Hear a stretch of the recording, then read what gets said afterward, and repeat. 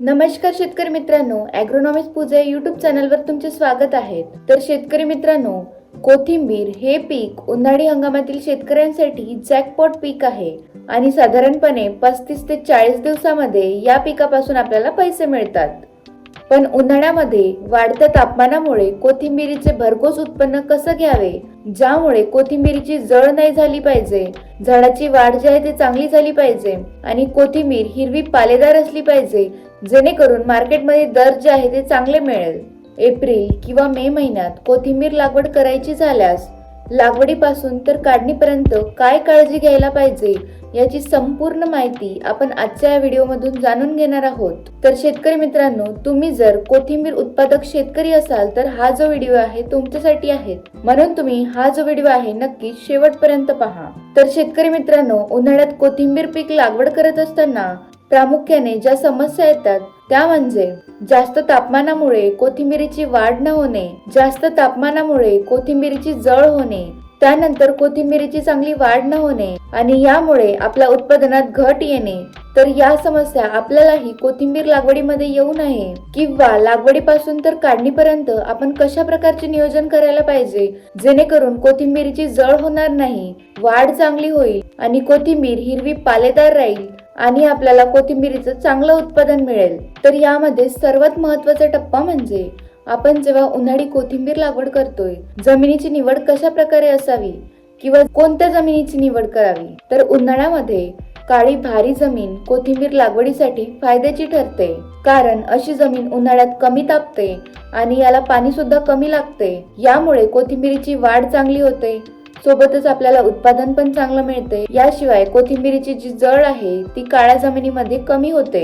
याशिवाय आपण कोथिंबीरीची हलक्या ते मध्यम जमिनीमध्ये जर पेरणी केली तर अशी जमीन जी आहे उन्हात जास्त तापते आणि याला पाणी सुद्धा जास्त लागते आणि यामध्ये एखादी जरी पाणी देण्याचं हुकलं तर इथे जे आहे कोथिंबीरीची जळ होऊ शकते आणि परिणामी आपल्या उत्पादनात सुद्धा घट मिळते। यामुळे उन्हाळी हंगामामध्ये कोथिंबीर लागवड करायची झाल्यास काळी आणि भारी जमिनीचीच निवड करावी, पाण्याचा उत्तम निचरा होणारी जमीन निवडावी।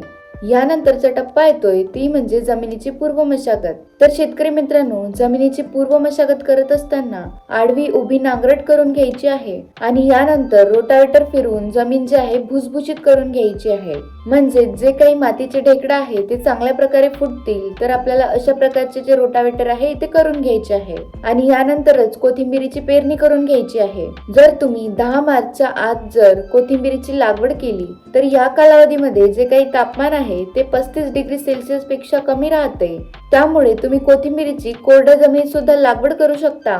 पण तुम्ही जर 15 मार्च नंतर जर कोथिंबीर पिकाची लागवड करत असाल, म्हणजेच एप्रिल मे महिन्यामध्ये जर लागवड करत असाल तर या कालावधीमध्ये जे काही तापमान आहे 40 डिग्री सेल्सिअस पेक्षा वर जाते, त्यामुळे तुम्ही अशा वेळी कोरड्या जमिनीत लागवड करणे टाळावे।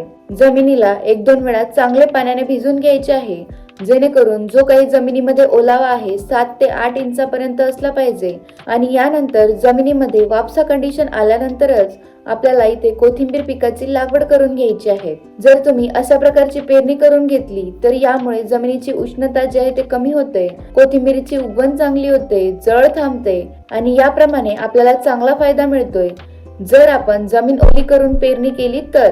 त्यामुळे तुम्ही जर 15 मार्च नंतर जर उन्हाळी कोथिंबीर पिकाची लागवड करायची झाल्यास तुम्ही कोरडी जमीन जी आहे ती टाळायला पाहिजे। त्यानंतर पेरणी करताना बियाणे जे आहे 1.5 ते 2 इंच खोलीपेक्षा आत जाऊ नये याची काळजी घ्यावी, जेणेकरून उगवण जी आहे ती सारखी झाली पाहिजे आणि बियाणे जे आहे खोल जमिनीत पडले तर त्याची उगवण जी आहे ती होत नाही आणि पाहिजे तशी वाढ सुद्धा इथे होणार नाही। त्यानंतर उन्हाळी कोथिंबीरसाठी पेरणीसाठी बियाण्याचे प्रमाण पावसाळी किंवा हिवाळी हंगामापेक्षा इथे जे आहे 3 ते 4 किलो बियाणे जे आहे आपल्याला जास्त घ्यायचे आहे, म्हणजेच थोडीफार होणारी जी जळ आहे ते भरून निघेल। तर तुम्ही जर पेरणी यंत्राने पेरणी करायची झाल्यास तुम्ही इथे जे आहे 35 ते 40 केजी बियाणे प्रति एकरासाठी इथे तुम्ही वापरू शकताय, किंवा तुम्हाला जर वाफ्यावर फेकून पद्धतीने जर पेरणी करायची झाल्यास तर इथे जे आहे तुम्ही एकंदरीतच 40 ते 45 किलो बियाणे प्रति एकरासाठी इथे वापरणे गरजेचे आहे। बियाण्यांची कोणत्याही हंगामासाठी निवड करत असताना ज्या बियाण्यांचा सर्वात जास्त सुगंध येतोय तर अशा कोथिंबीरीची आपण लागवडीसाठी निवड करावी। म्हणजेच त्या कोथिंबीरीला मार्केटमध्ये चांगला दर मिळतोय। तर यामध्ये गावरान कास्ती या बियाण्याला सुद्धा चांगला वास असल्यामुळे या बियाण्याची निवड जी आहे तुम्ही लागवडीसाठी करू शकताय। हायब्रिड कोथिंबीरीच्या तुलनेत याला जे आहे चांगले रेट मिळतात। उत्पादन जरी थोडे कमी मिळेल तरी पैसे जे आहे गावरान कास्तीचे चांगले मिळतात। यानंतर पेरणी अगोदर बीज प्रक्रिया करणे हा सर्वात महत्त्वाचा मुद्दा आहे। तर यामध्ये जैविक बीज प्रक्रिया करायची झाल्यास ट्रायकोडर्मा 5 ग्राम प्रति किलो बियाणे याप्रमाणे आपल्याला जे आहे लावून घ्यायचे आहे। तर यामुळे काय होईल की जे काही कोथिंबीरची उगवण आहे ती चांगली होईल आणि बुरशीजन्य रोगाचा जो प्रादुर्भाव आहे तो होत नाही। किंवा रासायनिक बीज प्रक्रिया करायची झाल्यास थायरम 2 ग्राम प्रति किलो बियाणे याप्रमाणे तुम्ही लावून घेऊ शकताय। तर या प्रकारची जी बीज प्रक्रिया आहे इथे करून घेणे खूप महत्त्वाचे आहे। त्यानंतर आणखी एक महत्त्वाचा मुद्दा म्हणजे बियाणे घरी रगडून घेऊन 2 तुकडे करून घ्यायचे आहे आणि याला रात्रभर पाण्यात भिजत घालायचे आहे आणि त्यानंतर हे जे बियाणे आहे थोडे सावलीत सुकू द्यायचे आहे। नंतर बीज प्रक्रिया करूनच आपल्याला या बियाण्याची पेरणी करायची आहे। तर असे जे धनी आहे ते लवकर उगते। एरवी तुम्ही जर कोरडे बियाणे जर पेरले तर 10 ते 12 दिवस जे आहे उगायला लागतात आणि आपण जर बियाणे ओले करून त्याला थोडे सुकून जर पेरणी केली 7 ते 8व्या दिवशीच असे धने जे आहे ते उगतात आणि एकंदरीतच आपले 4 ते 5 दिवस जे आहे इथे वाचतात आणि बियाण्याची उगवण सुद्धा चांगली होते। आणि पेरणी केल्यानंतर लगेच इथे पाणी व्यवस्थापन करणे खूप गरजेचे आहे। यानंतर पुढचा महत्त्वाचा मुद्दा म्हणजे खत व्यवस्थापन।